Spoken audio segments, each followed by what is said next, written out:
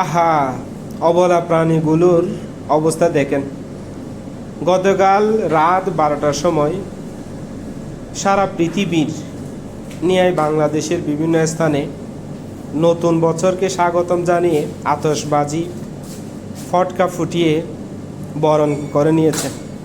কিন্তু এই পরিস্থিতিটা দেখে খুব খারাপ লাগে। এটা ঘটেছে চট্টগ্রামের সিআরবি এলাকায়। আতশবাজি এবং ফটকা ফুটানোর কারণে পশু পাখি এবং পাখিগুলো এদিক ওদিক ছুটাছুটি করতেছে। নিঃসন্দেহে বলা যায় অনেক পাখি এখানে মারা গেছে। তবে এটা দুঃখের বিষয়, আমাদেরকে এই ধরনের আনন্দ উদযাপন থেকে বিরত থাকতে হবে। আমাদের আনন্দ দ্বারা যাতে অন্যজনের ক্ষতি না হয় এই দিকে খেয়াল রাখতে হবে।